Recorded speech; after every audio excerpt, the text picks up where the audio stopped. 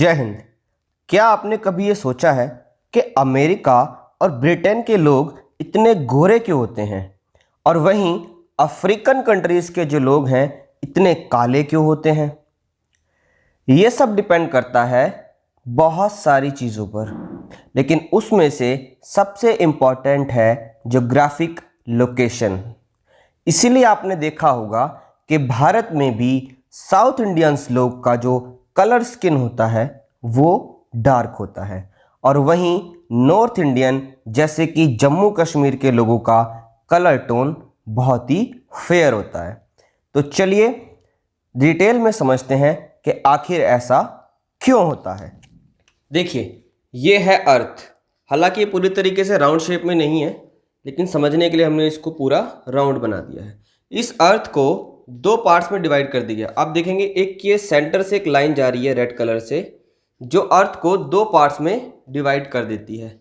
इस लाइन को बोलते हैं इक्वेटर, या हिंदी में इसको बोलते हैं भूमध्य रेखा। इक्वेटर या भूमध्य रेखा जो कि 0 डिग्री के एंगल पे खींची गई है।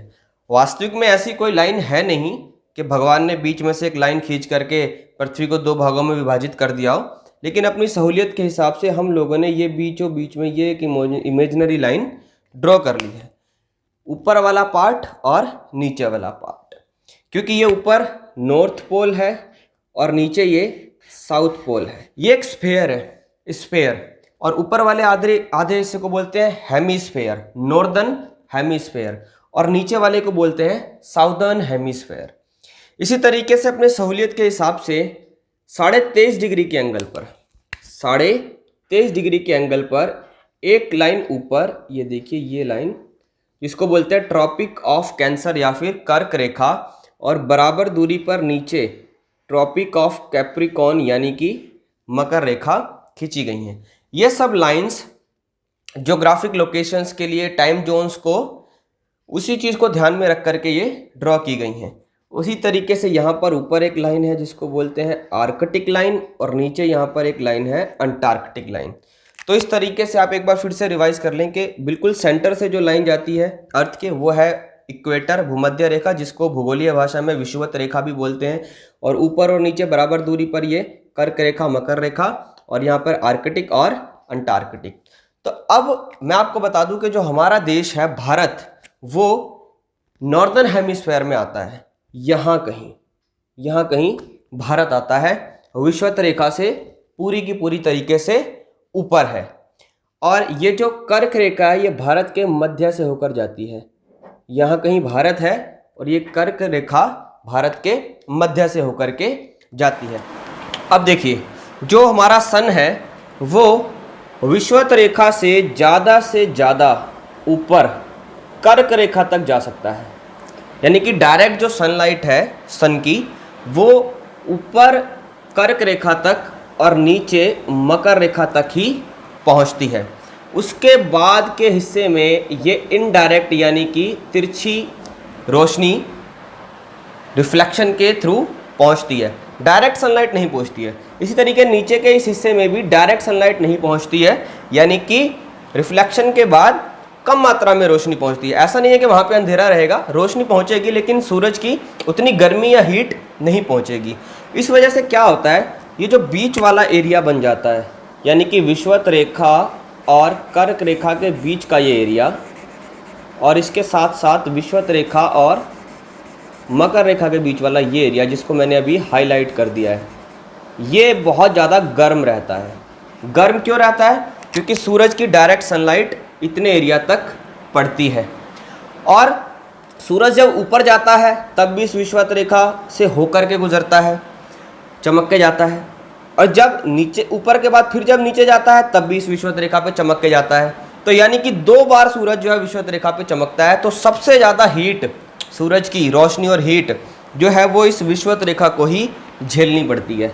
ये विषुवत रेखा जो है सबसे ज़्यादा सूरज की हीट झेलती है।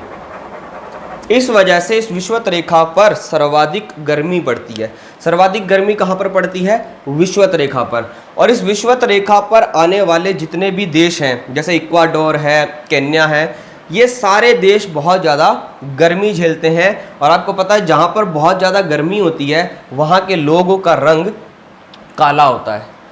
तो इसी वजह से इस विषुवत रेखा के आसपास जो देश है वो बहुत ज़्यादा गर्मी झेलते हैं और उनका जो कलर का स्किन होता है वो बहुत ही डार्क होता है। और ये देखेंगे आप यहाँ से लेके यहाँ तक जो एरिया मैंने हाईलाइट किया है, ये पूरा का पूरा पोर्शन, यहाँ पे बहुत ज़्यादा गर्मी पड़ने की वजह से जितनी भी कंट्रीज़ यहाँ पे आती हैं वहाँ पे गर्मी ज़्यादा पड़ते हैं। आप इस विषुवत रेखा से जितना ऊपर की ओर दूर जाते जाएंगे सूरज की गर्मी कम होती चली जाएगी। ऐसे ही इधर भी जितना आप नीचे चले आते चले जाएंगे सूरज की गर्मी कम होती चली जाएगी। इसी तरीके से ये वाला जो हिस्सा बीच में बच जाता है, ये वाला हिस्सा, ये वाला आर्कटिक और ट्रॉपिक ऑफ कैंसर के बीच का, यहाँ पर थोड़ी कम गर्मी पड़ती है। और जो ऊपर वाला ये हिस्सा है नॉर्थ पोल और आर्कटिक के बीच वाला, ये ऊपरी हिस्सा और ये निचली हिस्सा, यहाँ पर बहुत ज़्यादा ठंड पड़ती है, बहुत ज़्यादा ठंड पड़ती है। इसलिए आपको अब हम देखते हैं वर्ल्ड मैप पे कि भारत किस किस जगह एग्जिस्ट करता है वर्ल्ड मैप पे। और बाकी कंट्रीज़ अमेरिका और ब्रिटेन की मैंने बात की कि वहाँ के लोग इतने गोरे क्यों होते हैं, या फिर अफ्रीकन कंट्रीज़ इतनी काली क्यों होते हैं, ये आपको पता चलेगा जब आप वर्ल्ड मैप को देखोगे। आपको अभी समझ में आ गया होगा विषुवत रेखा क्या होती है और किस तरीके से विषुवत रेखा के दूर जाने पर गर्मी कम होने लगती है और विषुवत रेखा के आसपास वाले इलाके में बहुत ज़्यादा गर्मी पड़ती है। तो चलिए मैप के थ्रू समझते हैं। देखिए ये वर्ल्ड मैप है और इसमें बिल्कुल सेंटर से जा रही है ये इक्वेटर लाइन या फिर विषुवत रेखा, और ऊपर से लाइन जा रही है आपकी कर्क रेखा जो कि भारत के बिल्कुल सेंटर से होकर जाती है। और इसी तरीके से नीचे से मैंने आपको बताया था ये मकर रेखा जाती है, ट्रॉपिक ऑफ कैप्रिकॉर्न, जो ऑस्ट्रेलिया के बीच से होकर के जाती है। यहाँ पे मैं आपको आर्कटिक लाइन भी ये दिखा देता हूँ और इसके साथ ही नीचे की तरफ ये अंटार्कटिक भी मैं आपको यहाँ पे ड्रॉ करके दिखा देता हूँ। तो ये सारी लाइंस मैंने आपको यहाँ पे ड्रॉ करके दिखा दी हैं। ये जो बीच वाला हिस्सा आप देख रहे हैं जिसको मैं अभी आपको एरो के थ्रू हाईलाइट करके बता रहा हूँ, ये जो एरिया है ये हॉट एरिया है, यानी कि गर्म क्षेत्र में आता है। यहाँ पे गर्मी बहुत ज़्यादा पड़ती है, जितने भी एरियाज इसके बीच में आते हैं वहाँ पे बहुत ज़्यादा गर्मी पड़ती है क्योंकि विषुवत रेखा के बिल्कुल पास है। विषुवत रेखा से लेके कर्क रेखा तक के बीच और विषुवत से लेके मकर रेखा के बीच। और ये जो विषुवत रेखा है इसके ऊपर आने वाले जितने भी देश हैं, यानी जितने भी देश इसके आसपास आते हैं वहाँ पे भयंकर गर्मी पड़ती है और वहाँ के लोग एकदम भयंकर काले होते हैं। मैं आपको दिखा देता हूँ, यहाँ पे काफ़ी सारी कंट्रीज़ हैं। ये इक्वाडोर है, छोटी सी कंट्री। इसी तरीके से ब्राज़ील का ये ऊपरी हिस्सा है, ये भी विषुवत रेखा के ऊपर ही आता है। यहाँ पे कुछ अफ्रीकन कंट्रीज़ हैं, कांगो, प्रजातांत्रिक कांगो, केन्या और यहाँ पर इंडोनेशिया। ये सारी कंट्रीज़ विषुवत रेखा के ऊपर आती हैं, जिस वजह से यहाँ पे ये लोग भयंकर गर्मी झेलते हैं। साल के 12 महीने यहाँ पे मौसम भी चेंज नहीं होते, इतनी भयंकर गर्मी रहती है पूरे साल। इसके अलावा आप देखेंगे ये जो आप जितना दूर जाएंगे विषुवत रेखा से, जैसे ही आप दूर जाने लगेंगे विषुवत रेखा से, तो गर्मी कम होने लगेगी और सर्दी बढ़ने लगेगी। इसके साथ ही मैं आपको अभी दिखा देता हूँ यहाँ पे जो ठंडे देश है, जैसे कि यहाँ पे मैंने अमेरिका का जिक्र किया, संयुक्त राज्य अमेरिका आप देख सकते हैं यहाँ पे, और ये ब्रिटेन जिसको मैंने हाईलाइट किया, यहाँ पर बहुत ज़्यादा ठंड पड़ती है क्योंकि ये जो है कर्क रेखा से भी ऊपर की ओर है। कर्क रेखा तक ही एरिया है वो गर्म क्षेत्र का। इसके अलावा ऊपर देखिए कनाडा है और यहाँ पे नॉर्वे, स्वीडन, फिनलैंड जैसी कंट्रीज़ हैं, और रूस का ये कुछ ऊपरी हिस्सा है, ये भी यहाँ पर भी बहुत ज़्यादा ठंड पड़ती है क्योंकि ये ऊपर आर्कटिक लाइन की तरफ जा कर के हैं जहाँ पे बहुत ठंडा है। और ये जो मैंने अभी हाईलाइट किया ग्रीनलैंड, 90% बर्फ़ से ढका हुआ है, बिल्कुल ऊपर है ये नॉर्थ पोल के पास। और ये जो निचला हिस्सा है पूरा अंटार्कटिक महाद्वीप पूरा का पूरा बर्फ़ से ढका हुआ है, बिल्कुल साउथ पोल के पास है। एकदम भयंकर वाली ठंड पड़ती है यहाँ पे। तो ये ऊपरी वाला हिस्सा नॉर्थ पोल के पास का पूरा, यहाँ पे भी बहुत ज़्यादा ठंड पड़ती है, और नीचे वाला हिस्सा जो साउथ पोल के पास है अंटार्कटिक महाद्वीप, यहाँ पे बहुत ज़्यादा ठंड पड़ती है। कारण यही है कि विषुवत रेखा से ये बहुत ज़्यादा डिस्टेंस पर हैं। अब हम बात करते हैं भारत की। देखिए लोकेशन हम देखते हैं, हमारा प्यारा दुलारा भारत ये मिल गया हमें यहाँ पर। इसकी लोकेशन देखते हैं क्या है। तो आप देखेंगे नीचे ये आपकी वही विषुवत रेखा है और कर्क रेखा जो कि भारत के बिल्कुल बीचों बीच से होकर के जाती है। ये भारत को 2 भागों में बांट देती है।